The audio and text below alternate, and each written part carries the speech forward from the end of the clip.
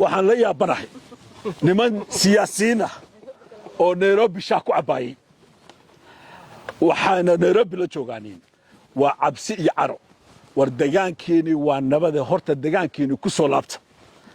waxaa nasiib xumo ah fariimaha xalay soo dirteen inay dhiirigelin siinayeen Daesh saraakiisha geesiyaasha ah ee hogaaminta leh wiilasha naftoorurayaasha ah oo Soomaali oo dhan ku dayashada mudan oo cadawgii godadka ku dhumaalaysanaya ugu galaayo kala soo baxay wali Soomaaliya meel ka dhacday ma jiro taariikhda waxa sameeyay Puntland waana mid Soomaalida kale ku dayan doonto xusi doonto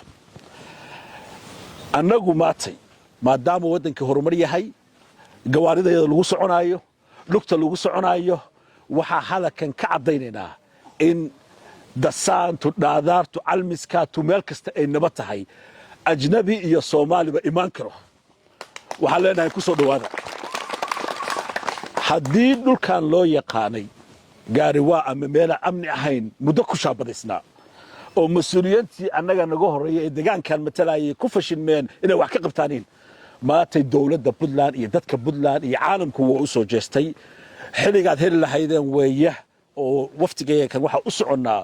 oo heer madaxweyne amar ah in aad heshaaneen baahiyaha asaasiga ay halka ka jira hadda ceelka waa haystaa dawladdu ay bilowday ceelasha kale lagu dareer karana qorshaheena ugu jiraanin waa ku dareena wadadii waa socotaayo boosaaso waxa u socon doontaan in hal saac meesha u soo socon awal 10 saac loo soo socon jiray oo maalmaha loo soo socon jiray waxa anagu muhiimadayadu tahay marka warbixintiina dhageysanay ina u kurgalno inaad u baahan tihiin saldhigyadii amniga si Daesh dame iyo amni diidama meeshan lagu arag waxa ka bilaabaynaa saldhigyadii amniga iyo sharciga amniga iyo ciidamadii ka howlgali lahayo hadda jooga iyo xiriir ciidamada waxa kale oo halkan laga asaasi doonaa xarumihii caafimaadka oo waxa weeye bulshada iyo haweendama oo waxa weeye dhiig iyo bahalka u dhimanaysa ma jiro waxa heli doontaan waxbarashadii arrimaha gargaarka caalamku waa la socotaan waa iska fariyay wixii yaraa ee soo gaarayay deegaanka qandala iyo balliga iyo calmiska soo gaarayay wax dawladda iyo dadkiina ka yimaaday ahaayeen iyo wax hay'adaha wixii tabar lahaa oo wax qaban karay aan ka soo arurnay qayladaan iyo orod uga soo qaadnay laakiin hadda waxaan rajaynaynaa insha Allah ta'ala baahiyaha asaasiga ah iyo wixii gargaar ah oo la qaban karo sida ugu dhaqsaha badan inay nagu soo gaaraaniin haddana cid kasta waa imaan ka dhayo meeshii waa amni runtii guushaasna lafdhabar waxa uu ahaa haweenka taakulayntii taageerayn waxa weeye dagaalkii iyo wax bixintoodii markasta waxa weeye taariikhdu ay xusi doontaa